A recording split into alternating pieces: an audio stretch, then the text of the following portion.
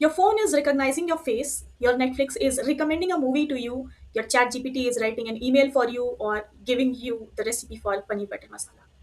All these involves AI, but they are doing things very differently.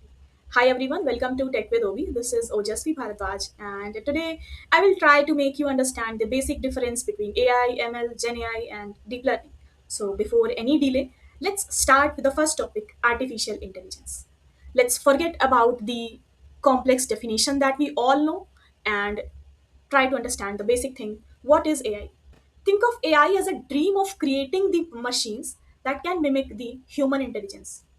Like AI aims to make your computer make decisions, it can make your computer think, solve problems, understand the languages, recognize your face, identify the patterns just like a human's brain.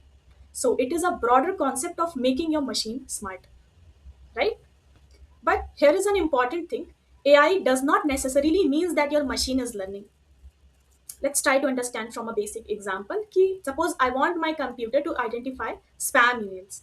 ठीक है, मेरे पास ये email आया and I want my computer to identify by itself whether it is spam or not. As a developer, what I will do is I will write rules कि अगर किसी email में prize और सेंड मनी और click here करके कोई भी कुछ कुछ वर्ड्स हैं जो कि आते हैं, कंसीडर और mark that email as spam. ठीक है, आज से कुछ दिन बाद मेरे को एक और रूल पता चला that if email is coming from a particular sender और 2 or 3 particular senders, mark that email as spam, क्योंकि वो सेंडर जो है वो स्पैम ईमेल्स ही भेजते हैं. कुछ दिन बाद हमें एक और रूल आया कि अगर रैंडम जगह से कि कोई डोनेशन का आता है कोई भी email, mark that also as spam. ऐसे ही कर कर करके over the periods I got my thousands and thousands of rules just to mark an email as spam or not. Now, here what is happening is your machine is not learning anything.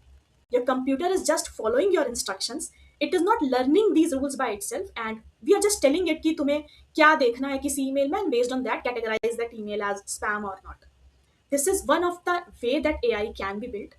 But imagine that you have to write rules for every possible way जिससे आपका एक email spam है या नहीं ये decide होता है. That's where machine learning is useful. Instead of telling computer every single rule, what if we give thousands of example? आपने thousands or 10 thousands of email आपने as a data provide किया अपने computer को, अपने model को, and for each of those examples you are telling this is spam email, this is not spam email. So you are giving the example data to the models. Model उसमें से खुद ही figure out कर लेगा कि क्या क्या patterns हैं for an email to identify as spam or not.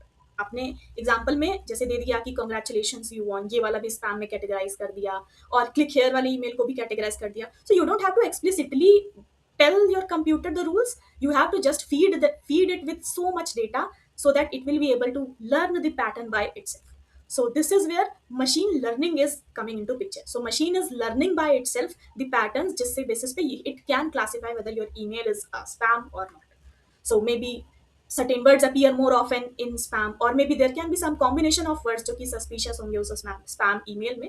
ये सारे patterns वो खुद ही recognize कर लेगा once you provide your data to the model.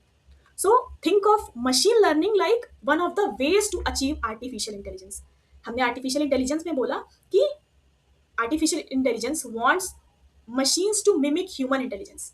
अब उसको अचीव करने के लिए one of the ways machine learning.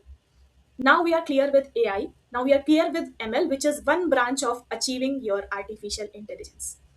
Let's try to understand another concept, which is deep learning. You must have heard this also many times, but let's try to touch upon this as well. Now, deep learning is a type of machine learning that uses neural network like human brains to learn complex patterns from the data. So we have AI, ML is a way to achieve that AI, and then there is a deep learning that is trying to achieve machine learning. So this is the way. Imagine I want my computer to recognize cats. You and I look at these pictures and immediately say that's a cat, right? But for my computer or for your computer, this is not an image of a cat. It is a number representing many, many pixels. It sees the numbers, millions of numbers representing the pixel in the image. So, how does it figure out all these different pictures are cats or dogs? So, what happens is this is where neural network comes into picture. We give it thousands of examples of cats and non cats. What is happening is it is trying to identify the patterns. You can call it the shapes, the edges, and then it will slowly goes into the shape of your its eyes and whatnot. So it will try to go as deeply as possible, do layers and layer of transformation and computation, and based on that provides you result whether it is a cat or not. So here is involving the neural network, here is it involving the complex processing of the images, and that's why we are calling it a deep learning. So when your phone recognizes your face, when an AI understands your voice or AI recognizes an object in a photo, deep learning is often part of what is happening besides. Now let's talk about the term you have probably heard the most in the last few years, generative AI or Gen AI. The easiest way to understand about this is focusing on the one word, that is generate. Traditional AI models can help you understand whether an email is spam or not, whether any picture is belonging to a cat or dog, whether any shape is belonging to a circle or square or rectangle. Or it can provide you recommendation for the Netflix recommendation as well. But it won't be able to provide something new. Here comes the generative AI thing. Generative AI can actually create something new to you, and that might does not even exist. For example, it can create a picture of you celebrating your birthday at Goa, even if you are in some other state doing your office work.